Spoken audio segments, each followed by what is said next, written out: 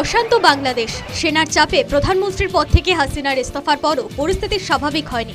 আগাম নিরাপত্তা হিসেবে পেট্রোপল গেদে সহ একাধিক সীমান্ত বন্ধ রাখার নির্দেশ দিয়েছে ভারত সরকার। জারি করা হয়েছে হাই অ্যালার্ট। সীমান্ত পরিস্থিতি খতিয়ে দেখতে মঙ্গলবার বনগাঁর পেট্রোপল সীমান্ত পরিদর্শন করেছেন বিএসএফ এর ডিজি দলজিৎ সিং চৌধুরী।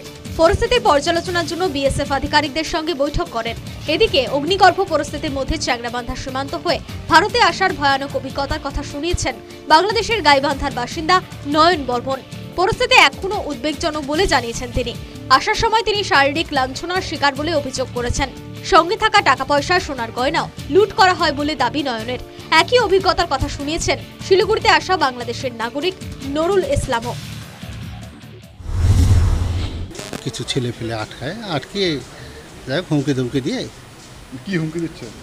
কি বলছে? মানে টাকা পয়সা নিয়ে গেল আমার কাছে যা ছিল, এবং গলায় একটা চেন ছিল সেইটা, এবং গাড়িতে আগুন লাগাবে, আমাদের পাসপোর্ট বই ফেলে দেবে জলেতে। এইরকম একটা অবস্থা। আপনাদের কাছে কি কি নিয়েছে? আমার গলার চেন একটা নিয়েছে, তারপর আর হচ্ছে টাকা ছিল, ক্যাশ টাকা কয়েক টাকা ছিল। যারা আটকে দেয় 10-12 জন ছিল। কি বলছে? টাকা দিতে হবে, নাহলে ছাড়বো না। ছাড়বো না। এবং তারপরে আবার যাই হোক 2-4টে থাপড় খাইছি আমি। প্রতিটি জায়গায় মোড়ে মোড়ে দোকানপাট লুটপাট হয়েছে। এমপি মন্ত্রীদের এবং সাধারণ নেতা যারা আওয়ামী লীগ সমর্থিত তাদের বাড়ি জ্বালাও করা হচ্ছে। এত শক্তি পেল কোত্থেকে? আমি ছোট থেকে বড় হলাম বাংলাদেশের, আমার এই ধরনের পরিস্থিতি জীবনে প্রথম। আমার 40 বছর চলতেছে। অগ্নিগর্ভ পরিস্থিতির প্রভাব পড়েছে ভারত বাংলাদেশ বাস পরিষেবারও। সীমান্ত বন্ধ থাকায় ভারত থেকে কোনো বাস যেতে পারছে না প্রতিবেশী দেশে। এর ফলে বাংলাদেশি যাত্রীরা পড়েছেন সমস্যায়, হয়রানির শিকার হচ্ছেন বলে অভিযোগ করেছেন তারা। সীমান্ত বন্ধের জন্য বাস পরিষেবা ব্যাহত হওয়ার কথা স্বীকার করেছেন বাস চালকরাও। ঢাকা। তো কি বলছে এখন বাস?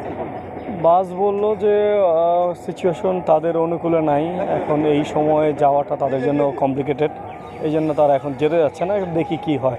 এটা যদি পেটটা বলতে যেতে যাচ্ছে না, এখন যদি এইভাবে আপনাদের হয়রানি বলতে কি অনেক বেশি হয়রানি। এই এতটুকু যাওয়া, এখন আবার এইখান থেকে ওইখানে যাওয়া, যদি বাস না পাই, এই নিশ্চয়তার জন্যই তো আমরা এই মৈত্রী বা সৌহার্দ্য গাড়ি নিলাম। এখন তারপরে যদি তারা না যায় তাহলে তো ওই পারে আমাদের জন্য অনেক বেশি হ্যারাসমেন্ট। এটা হচ্ছে নিউ মার্কেট থেকে ঢাকা কমলাপুর ডিপো। এখন তো যাব, খবর পেয়েছিলাম যাওয়ার কথা। এখন যা খবর পাচ্ছি ওপারেও পুলিশ আমাদের পরিষেবা দিচ্ছে না।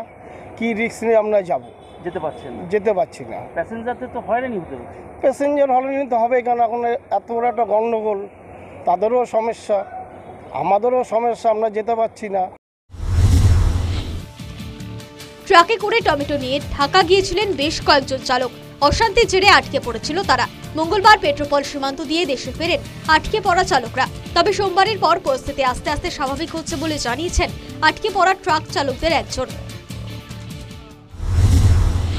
অবস্থা এখন খুবই খারাপ। আমরা তো 1 কিলোমিটার আটকে গিয়েছিলাম ওখানে। তাই সকালবেলা। কবে গিয়েছিলেন আপনি? কবে গিয়েছিলেন? কালকে ঢুকেছিলাম। আচ্ছা, তারপরে হঠাৎ করে আটকে গেলেন। হ্যাঁ। এখন পরিস্থিতি কিরকম? এখন পরিস্থিতি বলতে সেরকম কোনো কিছু না। আচ্ছা, আসতে কোনো অসুবিধা হয়েছে? না, আসতে কোনো কিছু। কি নিয়েছিলেন আপনি? পণ্য কি নিয়ে গিয়েছিলেন? টমেটো নিয়ে গিয়েছিলাম।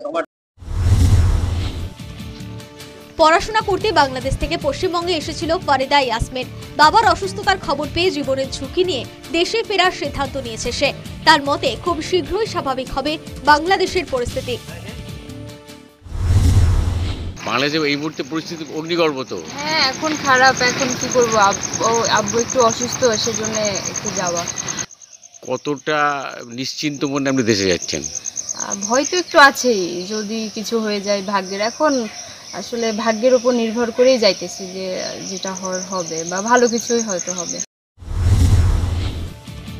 বাংলাদেশের অগ্নিগর্ভ পরিস্থিতির মধ্যে উল্টো চিত্র উত্তর দিনাজপুরের হেমেদাবাদের মালুন সীমান্তবর্তী এলাকায়। সেখানে প্রতিবেশী দেশের হিংসার প্রভাব না পড়লেও শুনশান সীমান্ত এলাকা। বন্ধ পণ্য বোঝাই ট্রাক পরিষেবা। News time.